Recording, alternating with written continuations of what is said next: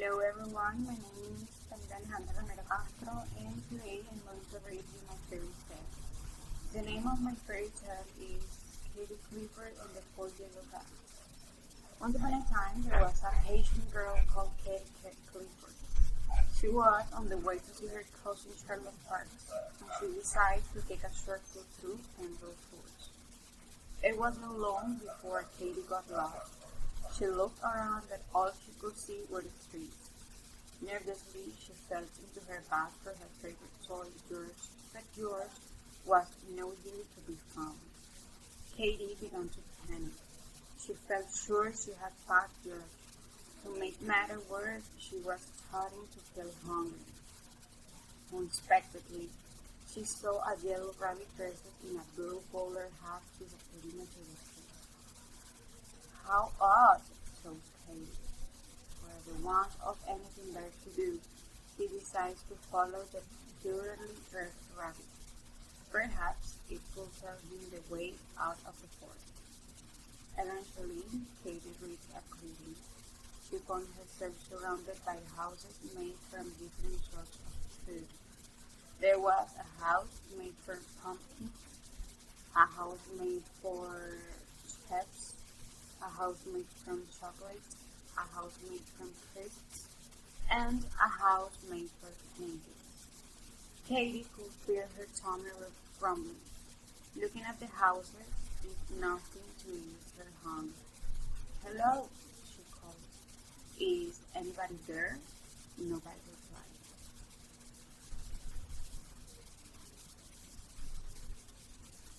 Katie looked at the roof on the closest house and wondered if it would be rude to eat somebody else's chimney.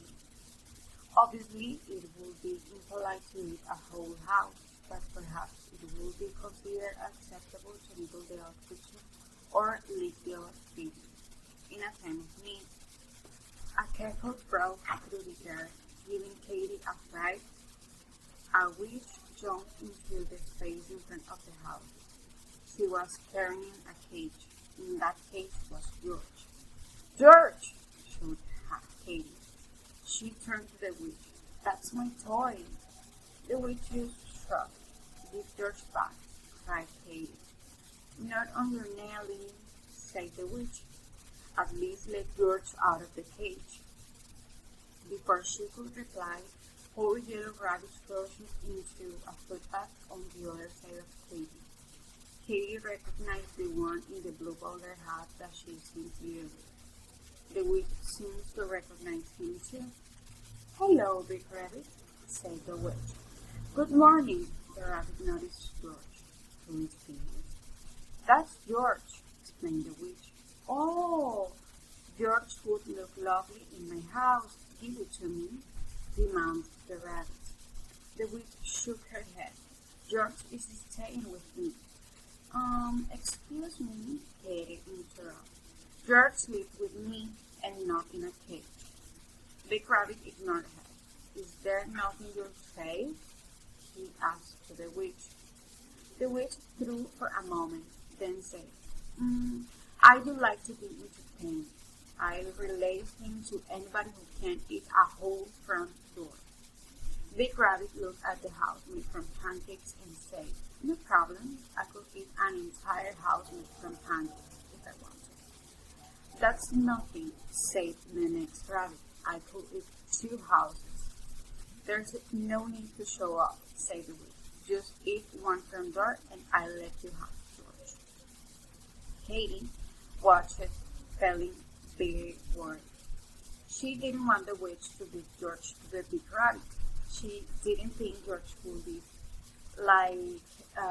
with a yellow rabbit, away from her house and all her other toys. The other three rabbits watched while Big Rabbit put on his teeth halfway through a knife and fork from his pocket. "I'll eat his whole house," said Big Rabbit. "Just you watch." Big Rabbit pulled off a corner on the front door of the house made from chips. He wolfed it down smiling and went back for more and more and more.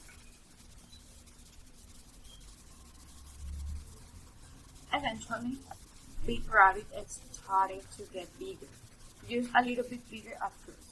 But after a few more pulls of chips, he grew to the size of a large snowball, and he was every bite around. Um, I don't feel too good, said the big rabbit. Suddenly, he started to roll. He ground around that he could no longer balance.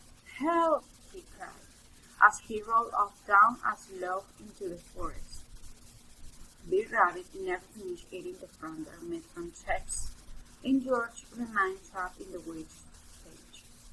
Average Rabbit stepped out and approached the house made from chocolate. I'll eat this whole house, said Average Rabbit. Just you watch. Average Rabbit pulled off a corner of the front door of the house made from chocolate. She got it down smiling and went back for more and more and more. After a while, Average Rabbit started to look a little crazy. She grew greener and greener. A woodcutter walked into the clearing. What this bush doing here? He asked. I'm not a bush, I'm a rabbit, said Average Rabbit. It talks, exclaimed the woodcutter. Those talking bushes are the worst kind. I'd better take it away before somebody gets hurt.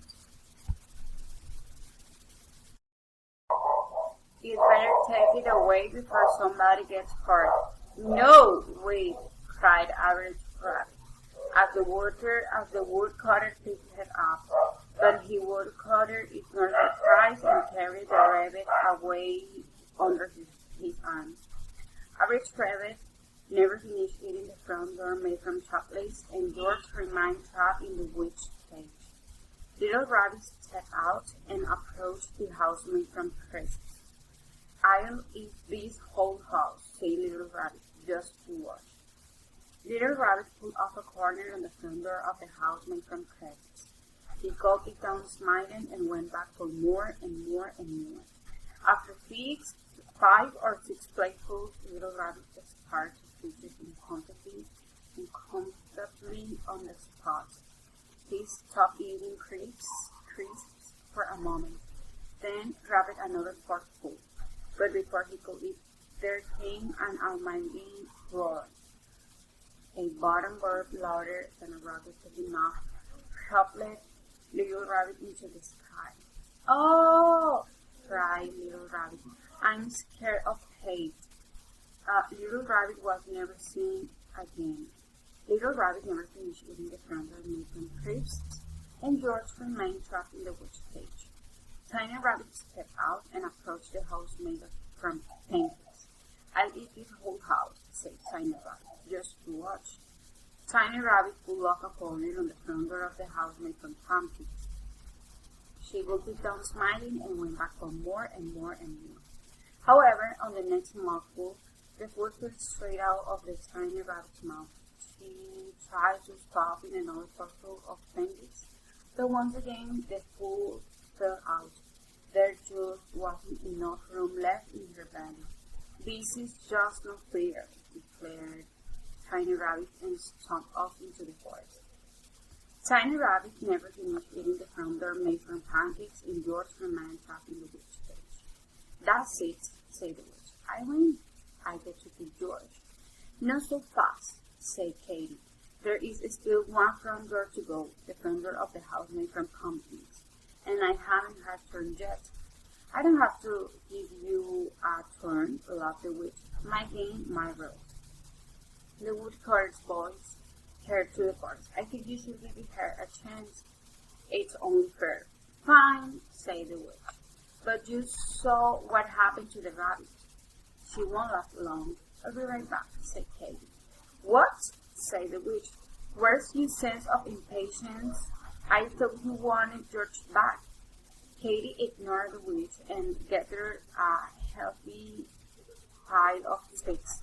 She came back to the clearing and started a small campfire. Carefully, she broke off a piece of the door of the mouse made from pumpkins and tossed it over the fire. Once it had cooked and cooled just a little, she took a bite. She quickly devoured the whole piece. Katy sat down on the nearby log. "You fell," corrected the witch. "You were supposed to eat the whole bird." "I haven't finished," explained Katy. "I am just waiting for the food to go down." When Katy's food had digested, she broke up another piece of the doormat from pumpkins. Once more, she tossed the food over the fire and waited for it to cool just a little. She ate it at a leisurely pace, then waited for it to digest. Eventually, after several sittings, Katy was down to the final piece of dough made from pumpkins.